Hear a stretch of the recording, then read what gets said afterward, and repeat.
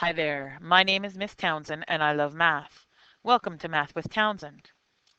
This video is for data management students who are reviewing Chapter 5 in preparation for their test next week. Questions I take up can be found in your textbook on pages 324 to 325. And of course, this is the third video that I've made for you. So, you're welcome. Anyway, let's look at where we are. So this is question 8. It says an experiment is designed in which a ball is drawn from a box containing 3 red balls, a blue ball, and a green ball. And then a coin is tossed to determine if the ball is to be kept. Heads means keeps the ball, tails means put it back. Draw a tree diagram to represent the possible outcomes of one trial of this experiment. Okay, so I know how much you love tree diagrams, so let's do it. Now I'm going to use my special draw a straight line tool because it's fun and it's neater this way. So there are 5 things that can happen when I reach in, when I reach into that particular box and pull something out. There are 5 things that happen. I could get a red ball. I could get this red ball. I could get this red ball. I could get the one blue ball, or I could get the one green ball. So there are the 5 things that could happen when I reach into the bag. Now, for each of those, there are 2 things that could happen then when I toss the coin. So I can get heads, or I can get tails. Now I'm going to use the power of technology to cheat a little bit. Hee hee. Ha ha. So I'm going to group, and then I'm going to, oh, I didn't do it right. Ha. Now, fanciness happens now. Infinite cloner. So heads or tails, heads or tails, oops, heads or tails, heads or tails. Pretty fancy, eh? Okay, so there are a total of 10 outcomes of this experiment. So I could get red ball, oops, I could get the red ball and heads, or the red ball and tails. Or I could get this red ball and heads, this red ball and tails, third red ball and heads, third red ball and tails, blue ball heads, blue ball tails, green ball heads, green ball tails. So there's the 10 possible outcomes of this experiment. Okay, so all it said was to draw a tree diagram to represent the possible outcomes. Now, I only asked you to do 8A, but let's talk about the rest anyway. 8B says design a simulation using technology that will provide an estimate. Oops.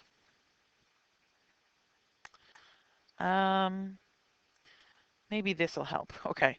That will provide an estimate of the probability of drawing a red ball and tossing a head to keep it using at least 100 repetitions. Okay, so what I did was I used Fathom, and I developed kind of a couple different things here.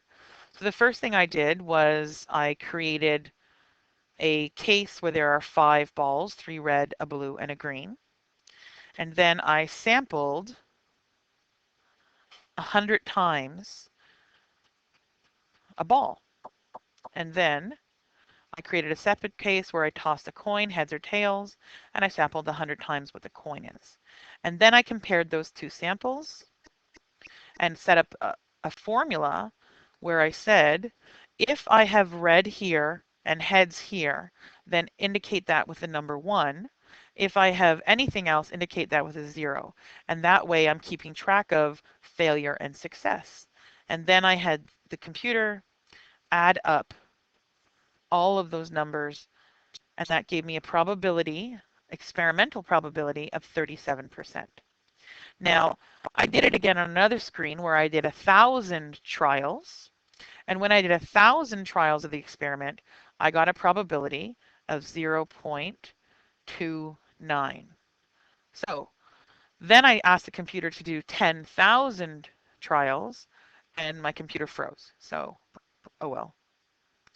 Anyway, I don't expect you to do that, obviously, because you're not going to have a computer in front of you for the test, but it's interesting to see. C says determine the probability that the red ball will be kept. Well, this is easy. I mean, far easier than what I just did using the computer. We know that there are 10 outcomes, each equally likely, And they're equally likely because each branch that I drew was equally likely. And therefore, each of these final branches is equally likely. In order for me to keep the red ball, I have to pull a red ball and roll heads. And there are 3 ways of doing that out of 10 total. So the probability of keeping a red ball is 3 out of 10. D, explain whether the experiment qualifies as a binomial experiment. Well, I would think that you can consider this a binomial experiment because I would consider this to be successful and therefore a value of 1, and everything else would be failure and therefore a value of 0. So since a binomial experiment requires 2 outcomes, success and failure, you can consider this to be a binomial experiment. Okay, moving on. Question 9.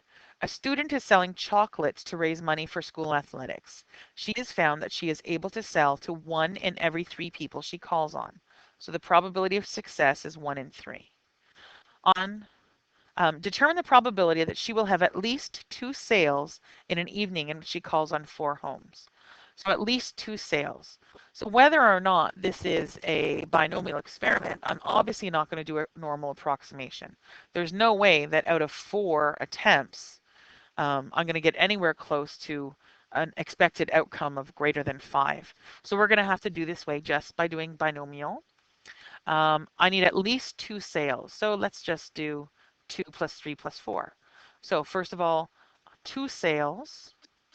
So I need 1/3 to the 2, and failure also to the 2. So 2 fails and 2 successes. Then I need to have 4 successes, 3 successes, so 1/3 to the 3, and 2/3 to the 1. And then finally, let's see if we can have 4 successes. So 1/3 to the 4, and 2/3 to the 0. So do this math in your calculator. So here I get 0.2963. Here I get 0.09877. And for 4 successes, I get 0.01235. And adding those all together would give me the probability that she has at least 2 sales out of 4. So 0.2963 plus 0.09877 plus 0.01235 gives me, wow, I typed something in wrong. 0.09877 plus 0.01235, 0.4074. I just realized that other people other than my students in data management might be watching this, and that would be weird because, I really am a good teacher. I just, this is for my students only, and they, get my style. Anyway, next question. A multiple choice test has 10 questions, each of which has 4 possible answers. So if a student guesses the answers, determine the probability of getting exactly 5 answers correct, 6 answers correct, and so on. So we have 10, n equals 10. The probability of success is 1/4 because there's 4 possible answers and we're completely going to randomly guess. And then in part A, we want k equal 5. So 10 choose 5 times 0.25 to the 5, and then 0.75 also to the 5. And that gives us the answer for A. And that calculates to 0.05884. Not very likely, so don't guess on multiple choice. Do your work. Anyway, to get 6 answers correct, 10 choose 6, 0.25 to the 6, 0.75 to the 4. So we're going to get an even smaller number. So in your calculator, you should get 0.01622. Part C, to get 1 correct, so 10 choose 1, 0.25 to the 1, 0.75 to the 9. Type that into your calculator. And you should get 0.1877. And then D, to get all of them correct, well, this is not going to be very likely.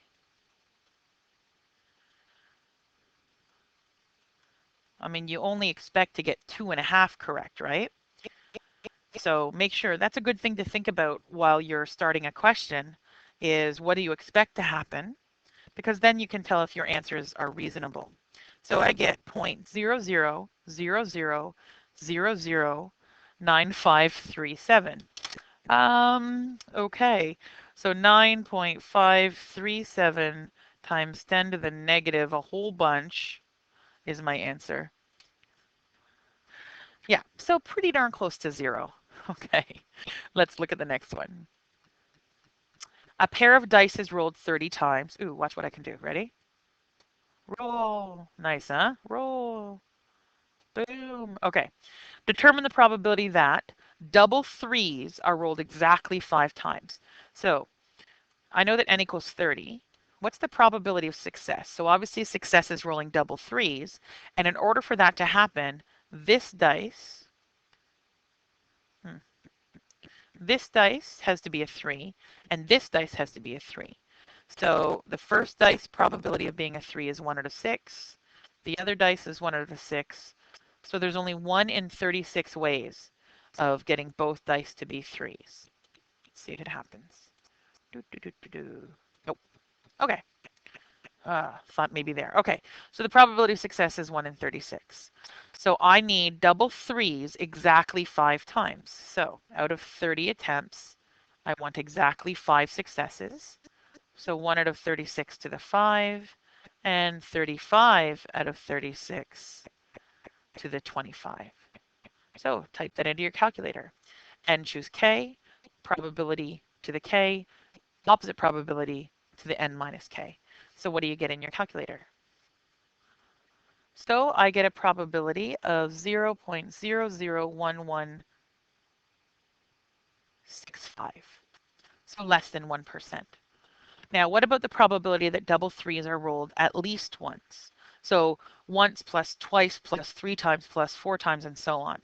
And again, I don't want you to do normal approximation because the opposite of at least once is 0. And we can calculate 0 very quickly and then just do 100% minus.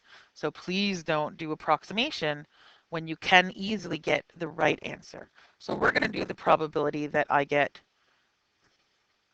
0 successes. And then we'll do subtract. So 0 successes, 1 out of 36 to the 0, and 35 out of 36 to the 30. That gives me a probability of 0.4295. And therefore, the probability that I get at least 1